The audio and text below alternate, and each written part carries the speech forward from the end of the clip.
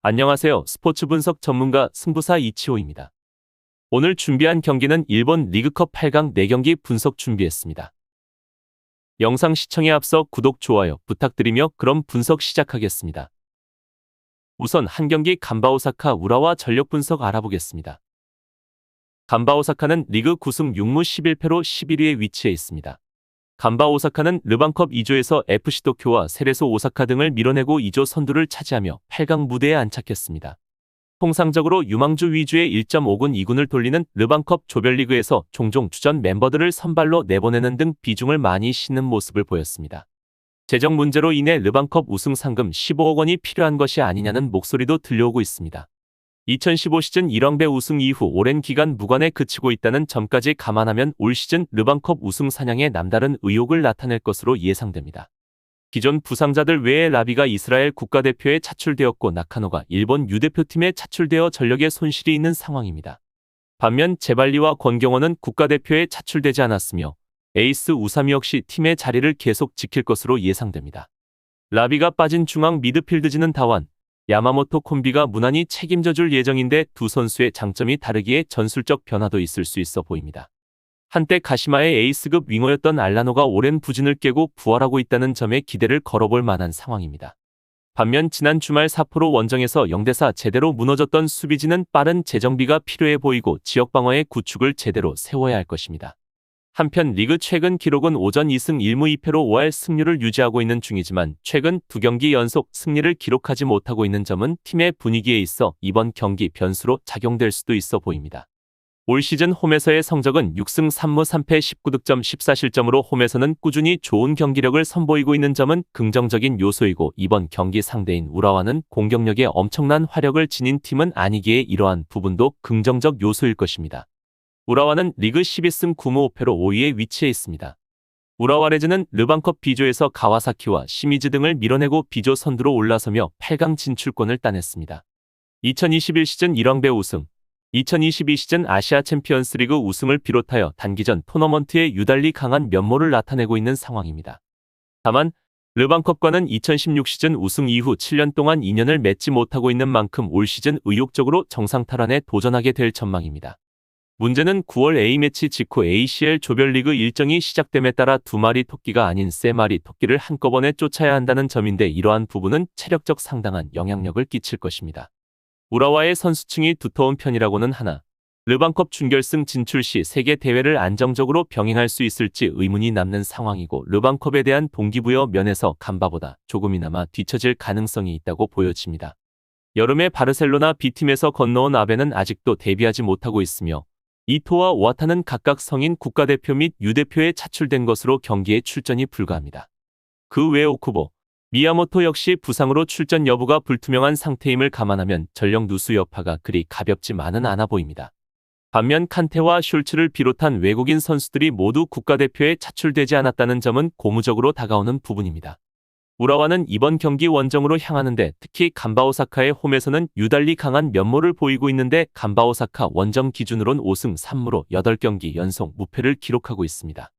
결론을 말씀드리면 두 팀의 최근 10번의 맞대결에서는 5승 2무 3패로 우라와가 우위를 점하고 있습니다.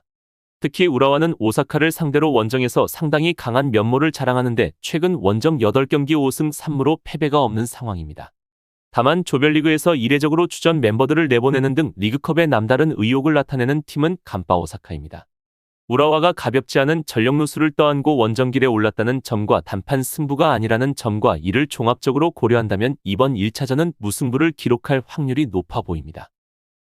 다음으로 두 경기 삿포로 요코하마 경기 전력 분석 알아보겠습니다. 삿포로는 리그 8승 8무 10패로 12위에 위치해 있습니다. 삿포로는 최근 길었던 리그 무승을 직전 간바 오사카와의 경기에서 4대0 완승을 거두며 부진을 끊어냈습니다. 삿포로는 현재 상황에서 그 특유의 공격적인 수비 전략을 유지하면 좋은 결과를 기대할 수 있을 것으로 보이고 직전 경기 특유의 공격이 제대로 보여진 상황으로 긍정적인 상황입니다. 특히 상대방의 중앙을 괴롭히며 전개를 방해하는 방식으로 요코하마 마리노스의 공격을 어느 정도 상쇄할 수 있는 것이 지난 라운드에서 확인되었습니다. 하지만 삿포로는 이 방식이 상대방에게 뒷공간을 노출시킬 리스크가 있다는 점을 고려해야 하는 상황입니다. 그래도 근래 두 번의 경기에서 공격력이 다시 회복세를 보이고 있으며 이는 분명 다행스러운 일이라고 할 수 있습니다. 올 시즌 삿포로는 상위권에 위치해 있는 만큼 홈에서의 성적이 그닥 좋지 못한 상황인데 올 시즌 홈에서 4승 2무 6패 22득점 20실점으로 패배가 많은 상황이나 그래도 득점력이 괜찮다는 점은 다행인 요소입니다. 하지만 반대로 요코하마를 상대로는 홈에서 강한 면모를 보이는데 최근 홈에서 요코하마를 상대로는 4경기 연속 패배가 없고 특히 가장 최근 2경기에서는 모두 승리를 가져갔습니다. 다만 이번 경기 스가노와 오카무가 출전할 수 없는 상황이 아쉬운 부분입니다.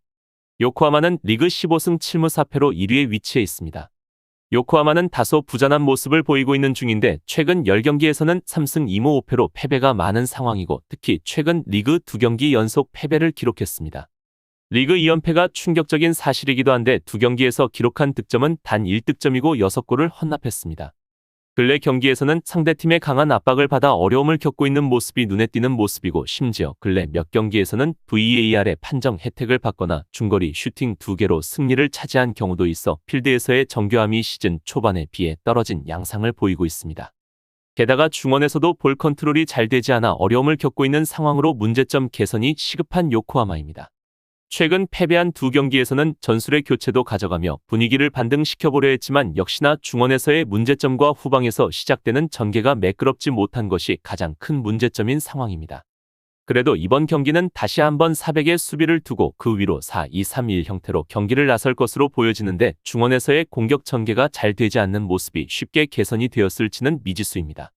결론을 말씀드리면 두 팀의 최근 10번의 맞대결에서는 3승 3무 3패로 호각세를 이루고 있습니다. 다만 최근 삿포로는 4경기 연속 홈에서 요코하마를 상대로 패배하지 않았으며 최근 2번의 맞대결에서도 홈에서 승리를 챙긴 삿포로입니다.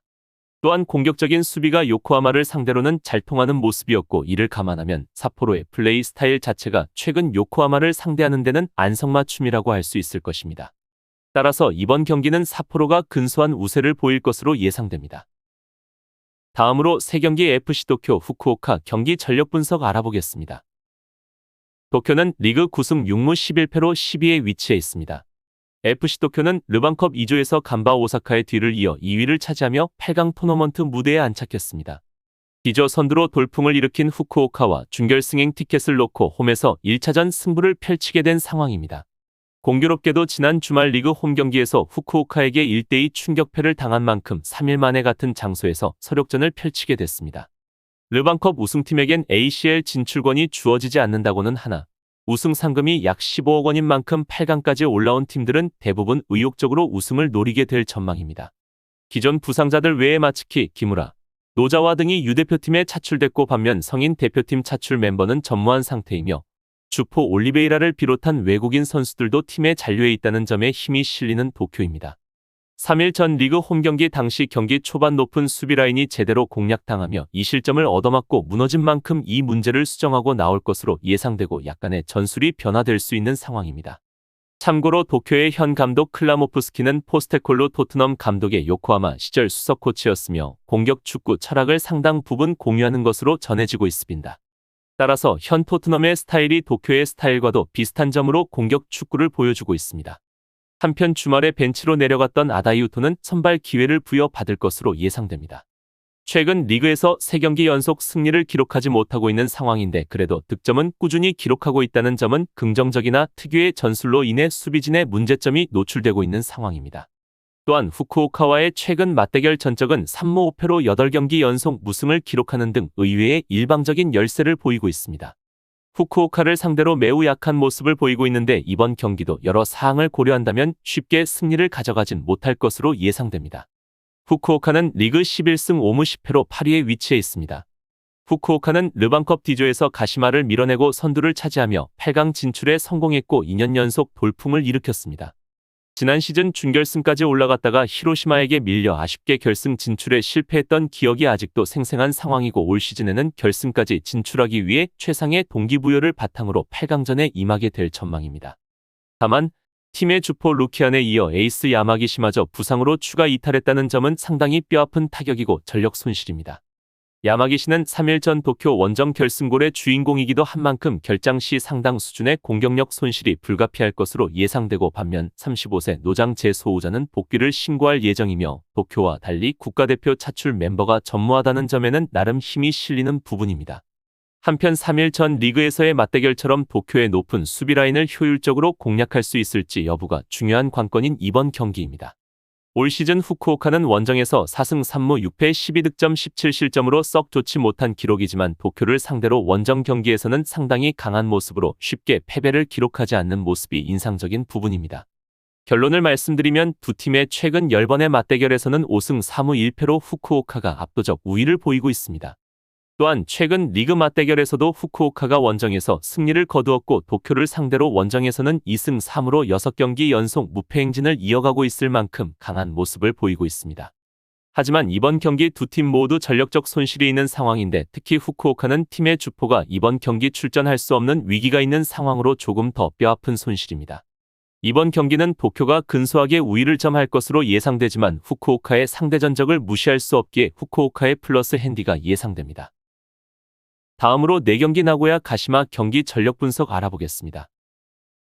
나고야는 리그 13승 7무 6패로 3위에 위치해 있습니다.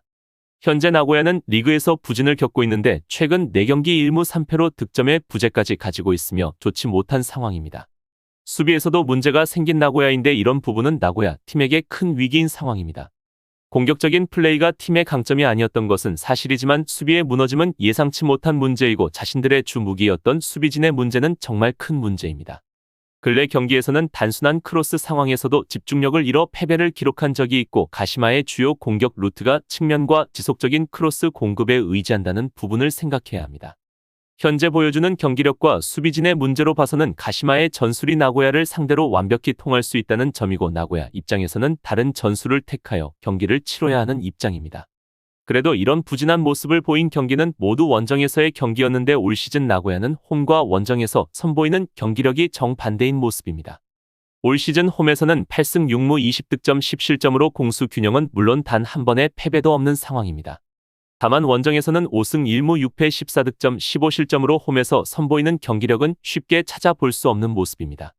근래 부진했고 분위기가 좋지 못한 상황임에도 홈으로 돌아와 패배를 하지 않고 1대1 무승부를 기록하며 안정적인 경기력을 선보였지만, 기존 홈에서 보여주던 경기력의 모습은 완벽히 구사하지 못했습니다.